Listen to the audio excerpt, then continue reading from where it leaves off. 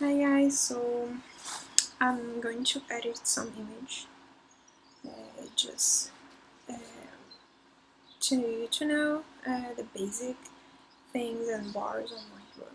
Okay, so my image is that one. I think is pretty dark and pinkish, and I'll try to do something like that, but I will not come with the same thing. It's impossible. So the first thing that I usually do is put my tones on auto.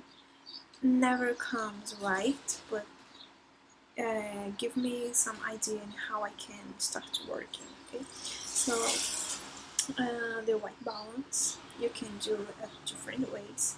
You can use this and try to find a neutral spot. You know, like not if you try in the pink, you're going to have your image blue or green. If you know, like the opposite.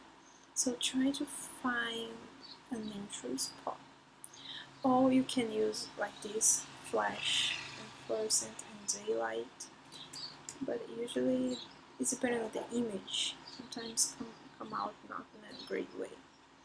So I like it. It's like normal. I'm using a preset from Visco. And I mean, I get you want like the first one. It's fine. You can try out some. Okay, I'm just getting the first one. It's okay, it doesn't matter. So I need some contrast in the image, and I want my colors a little to pop out. Okay, so I'm getting my exposure down. That's fine. And my black is just a little more, and my highlights down to not this white part. I'm going to contrast a little, and if you think it's dark, you can use these with exposure up just a little bit, and you can do that. If you think it's too much, you can take the shadows down just a little, and it's fine. If you think you need a little warm, you can turn this bar warm. I like warm, but I want the background darker than my subject, so I'm taking these. I don't know how you call it. It's a graduated filter, and you choose here which one you want. I want to change my exposure and put now the exposure a little down and experiment. Okay, so you see it's darker. So, and you can use right here, not on the arm, and just a little bit down. Okay, if that thing here is a wall, that's creates I don't know, I don't want this thing here. If you think about that, you can use these two here. I don't know if it's going to work, okay, but try to do that. And he is going to use a different part to change, but it's in here. That's great for skin.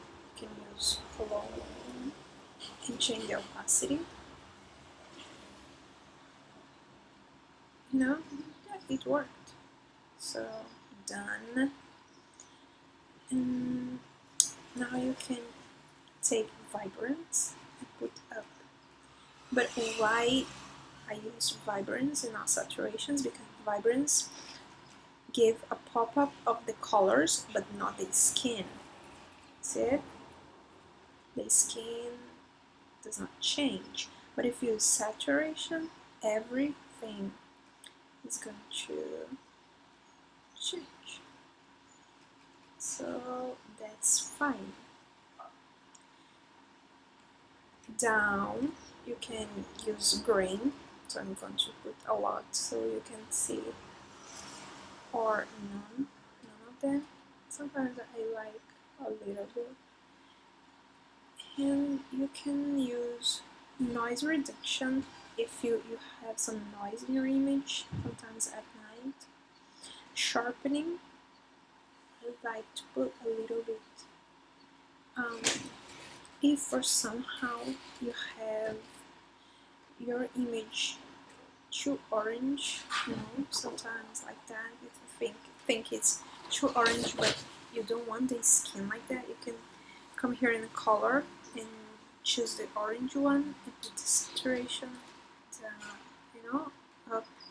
Everything that's orange is really bright, but here is too gray, so you can choose something here. And I think it's okay. Sometimes I just do that and I come back to the image and I find something that I want to change. So it's up to you. It's your style. You can do whatever you want. You can put the parts back again. If you want to create a fade in the shadows, you can use the tone curve with RGB. And you see it's a little up because there's some fade already here in the shadow part, so you can put up a little bit, and that's it. Thank you, and that's my final image.